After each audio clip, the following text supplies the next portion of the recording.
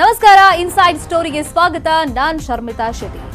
Mall ಪ್ರಿಯರಿಗೆ ಸೋಮವಾರದಿಂದ full ಖುಷ್ ಆಗುತ್ತಾ?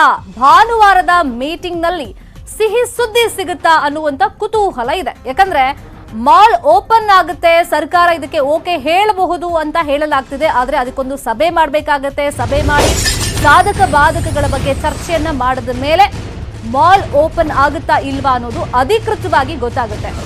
ತುಂಬಾ ಜನ ಈಗ ವರ್ಷದ ಮೇಲಾಯ್ತು ಮಾಲ್ಗಳು ಕ್ಲೋಸ್ ಆಗಿ, ಮಾಲ್ಗಳಿಗೆ ಹೋಗದೆ ಒಂದು ರಿಲೀಫ್ ಸಿಗಲ್ಲ ಕೆಲವ್ರಿಗೆಲ್ಲ, ಅಂತವರೆಲ್ಲ ವೇಟ್ ಮಾಡ್ತಾ ಇದ್ರು. ಅನ್ಲಾಕ್ ಹಂತವಾಗಿ ಆಗ್ತಾ ಇದೆ. ಆದ್ರೆ ಈ ಮಾಲ್ಗಳು, ಥಿಯೇಟರ್ಗಳಿಗೆ ಯಾವಾಗಪ್ಪ ಓಪನ್ ಆಗುವಂತ ಭಾಗ್ಯ ಸಿಗುತ್ತೆ ಅಂತ ಹೇಳಿ ಮಾಲ್ ಮಾಲೀಕರ ಬೇಡಿಕೆಗೆ ಸರ್ಕಾರ ಅಸ್ತು ಅನ್ನುತ್ತಾ ಅಂತ ನೋಡ್ಬೇಕಾಗತ್ತೆ. 2.5 ತಿಂಗಳಿಂದ ಬಂದ್ ಆಗಿದೆ ಮಾಲ್. ಅಂದ್ರೆ ಹಂತವಾಗಿ ಲಾಕ್ಡೌನ್ ಮಾಡೋದು ಮತ್ತೆ ಅನ್ಲಾಕ್ ಮಾಡಿದಾಗ ಮಾಲ್ಗೆ ಓಪನ್ ಮಾಡುವಂತ ಭಾಗ್ಯ ಸಿಕ್ಕಿತ್ತು. ಮತ್ತೆ 2ನೇ ಅಲೆಯಲ್ಲಿ ಕೊರೋನಾ ಕೇಸಸ್ ಜಾಸ್ತಿ ಆಗಿದ್ರಿಂದ ಮತ್ತೆ ಕ್ಲೋಸ್ ಮಾಡಿದ್ದಾರೆ. ಮಾಲ್ ಮಾಲೀಕರ ಬೇಡಿಕೆಗೆ ಈಗ ಸರ್ಕಾರ ಅಸ್ತು ಅನ್ನಂತ ನೋಡ್ಬೇಕಾಗುತ್ತೆ. ಯಾಕಂದ್ರೆ ಮಾಲ್ ಅಸೋಸಿಯೇಷನ್ ಅವರು ಇವತ್ತು ಸರ್ಕಾರದ ಮಟ್ಟದಲ್ಲಿ ಒಂದು ಮನವಿಯನ್ನ ಮಾಡಿಕೊಂಡು ಹೋಗಿದ್ದಾರೆ. ಹಾಗಾಗಿ ಮತ್ತೆ ವೀಕೆಂಡ್ ಕಳೆ ಬರುತ್ತಾ ಮೆಟ್ರೋಪಾಲಿಟನ್ ಸಿಟಿಗೆ ಅನ್ನೋದನ್ನ ನೋಡ್ಬೇಕಾಗುತ್ತೆ. ಈಗ ಬಹುತೇಕ ಜುಲೈ 5ನೇ ತಾರೀಕಿಂದ 3ನೇ ಹಂತದ ಅನ್ಲಾಕ್ ಆಗಬಹುದು ಅನ್ನೋ ನಿರೀಕ್ಷೆ ಇದೆ. ಹಾಗಾಗಿ ಮತ್ತೆ ಹಂತವಾಗಿ ಆಗ್ತಿರೋದ್ರಿಂದ ಅನ್ಲಾಕ್ ಮತ್ತಷ್ಟು ಸಡಿಲಿಕೆ ಅಫ್ಕೋರ್ಸ್ ಸರ್ಕಾರದಿಂದ ಸಿಗಬಹುದು ಅಂತ ಚರ್ಚೆಗಳಾಗ್ತಿದೆ. ಮಾಲ್ ಇರ್ಬೋದು, ಥಿಯೇಟರ್ ಇರ್ಬೋದು, ಮತ್ತೆ ಪಬ್, ಕ್ಲಬ್ಗೆ ಈ ಹಂತದಲ್ಲಿ ಅವಕಾಶಗಳು ಸಿಗಬಹುದು ಅಂತ ನಿರೀಕ್ಷೆ ಇದೆ. ಮತ್ತೆ ಆ ಡಿಪಾರ್ಟ್ಮೆಂಟ್ ಅವರು ಅಫ್ಕೋರ್ಸ್ ಸಿದ್ಧತೆಗಳನ್ನ ಮಾಡ್ಕೊಳ್ತಿದ್ದಾರೆ. ಸರ್ಕಾರ 5ನೇ ತಾರೀಕಿನ ಮೇಲೆ ಅವ್ರಿಗೆ ಪರ್ಮಿಷನ್ ಅನ್ನ ಕೊಡಬಹುದು ಅಂತ ಹೇಳಿ ಮಾಲ್ಗಳ ಓಪನ್ಗೆ ಮಾಲ್ ಅಸೋಸಿಯೇಷನ್ ಒಂದು ಮನವಿಯನ್ನ ಮಾಡಿಕೊಂಡಿದೆ.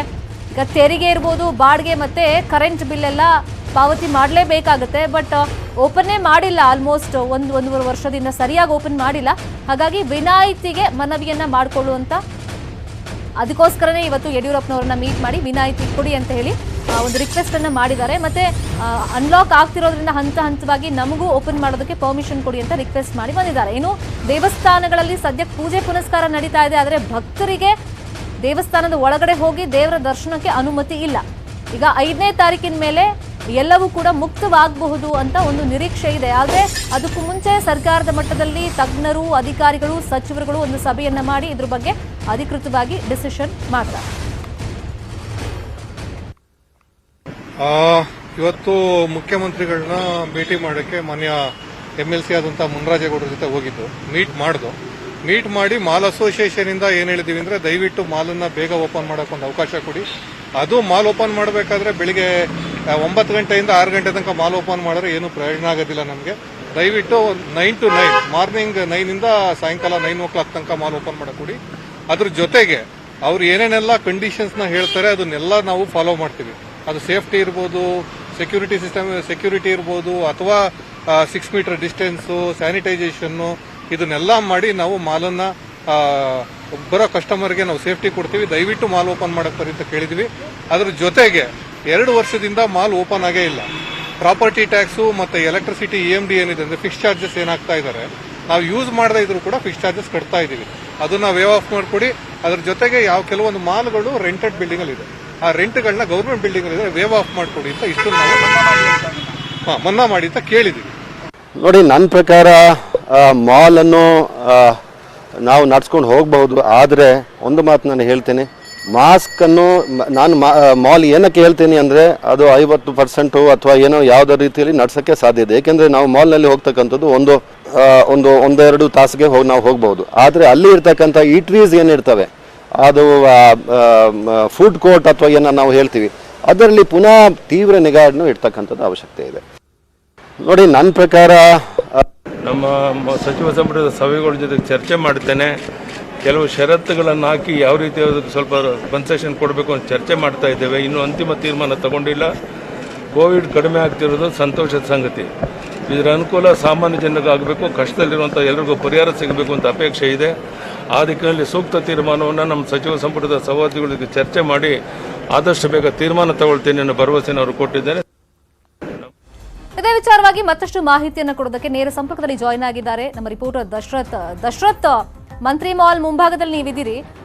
ತುಂಬಾ ಜನರ ಲೈಫ್ ಸ್ಟೈಲ್ ಹೆಂಗಿರುತ್ತೆ ಈ ಸಿಟಿಲೆಲ್ಲ ಅಂದ್ರೆ ವೀಕೆಂಡ್ ಅಲ್ಲಿ ಒಂದು ರಿಲ್ಯಾಕ್ಸೇಷನ್ ಬೇಕು ಅಂದ್ರೆ ಮಾಲ್ಗೆ ಹೋದ್ರೆ ಸಾಕಪ್ಪ, ಒಂದು ಶಾಪಿಂಗ್ ಮಾಡ್ದಂಗೂ ಆಗುತ್ತೆ, ಕೆಲವರು ವಿಂಡೋ ಶಾಪಿಂಗ್ ಮಾಡ್ಕೊಂಡು ಬರ್ತಾರೆ, ಒಂದು ರಿಲ್ಯಾಕ್ಸೇಷನ್ ಸಿಗುತ್ತೆ ಅಂತ. ಬಟ್ ಇವಾಗ ಆಲ್ಮೋಸ್ಟ್ ನಾವು ನೋಡಿದ್ರೆ ಮಿಡ್ಲಲ್ಲಿ ಸ್ವಲ್ಪ ಅನ್ಲಾಕ್ ಆದಾಗ ಮಾಲ್ಗಳಿಗೆ ಓಪನ್ ಮಾಡೋದಕ್ಕೆ ಅವಕಾಶ ಸಿಕ್ಕಿದ್ರು ಕೂಡ ಅಷ್ಟಾಗಿ ಅವ್ರಿಗೆ ಲಾಭ ಆಗಿದೆ ಅಂತ ಅನ್ಸಲ್ಲ. ಇವಾಗ ಅವರೊಂದಿಷ್ಟು ರಿಕ್ವೆಸ್ಟ್ ಗಳನ್ನ ಮಾಡ್ಕೊಂಡಿದ್ದಾರೆ ವಿನಾಯಿತಿ ಬೇಕು ಅಂತ. ಈಗ ಅಕಸ್ಮಾತ್ 5ನೇ ತಾರೀಕಿಂದ ಪರ್ಮಿಷನ್ ಸಿಕ್ಕಿದ್ರು ಕೂಡ ಏನೆಲ್ಲ ಕಂಡೀಷನ್ಸ್ ಅಪ್ಲೈ ಆಗ್ಬೋದು?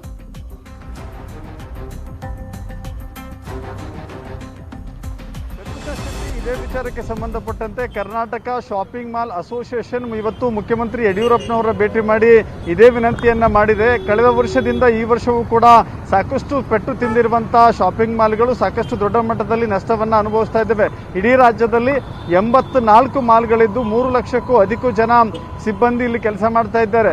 ಒಂದು ಕಡೆ ನಿರುದ್ಯೋಗವಂತರಾಗಿರುವಂತಹ ಕೆಲಸಗಾರ ಒಂದು ಕಡೆ ಆಗಿದ್ರೆ, ಈ ಶಾಪಿಂಗ್ ಮಾಲನ್ನು ದೊಡ್ಡ ಮಟ್ಟದಲ್ಲಿ ನಿರ್ಮಾಣ ಮಾಡಿರ್ತಾರೆ. ಮಾತ್ರವಲ್ಲ, ಅದರಲ್ಲಿ ಬಾಡಿಗೆ ಪಡೆದುಕೊಂಡಿರುವಂಥ ಸಾಕಷ್ಟು ಔಟ್ಲೆಟ್ಗಳಿದ್ದಾವೆ. ಸೊ ಅವರು ಕೂಡ ಕರೆಂಟ್ ಬಿಲ್ಲು ಮತ್ತು ಆ ಬಾಡಿಗೆಯನ್ನು ಕೂಡ ಕಟ್ಟಬೇಕಾಗಿತ್ತೆ. ಕಳೆದ 1 ವರ್ಷದಿಂದ ಸಾಕಷ್ಟು ದೊಡ್ಡ ಮಟ್ಟದಲ್ಲಿ ನಷ್ಟ ಅನುಭವಿಸಿದ್ದಾರೆ. ಯಾವುದೇ ವ್ಯಾಪಾರ ವಹಿವಾಟು ಹಿಂದಿನಂತೆ ನಡೀತಾ ಇಲ್ಲ. ಸೊ ಹೀಗಾಗಿ ಈ ಬಾರಿ ಆದರೂ ನಮಗೆ ಬೇಗ ಅವಕಾಶ ಕೊಡಿ. ಎಲ್ಲ ಉದ್ಯಮಗಳು ಕೂಡ ಆರಂಭಗೊಂಡಿದ್ದಾವೆ, ಆದರೆ ಮಾಲ್ಗಳಲ್ಲಿ ಮಾತ್ರ ಯಾಕೆ ಇಲ್ಲ ಅಂತ ಹೇಳಿ ಮನವಿಯನ್ನು ಮಾಡಿದ್ದಾರೆ.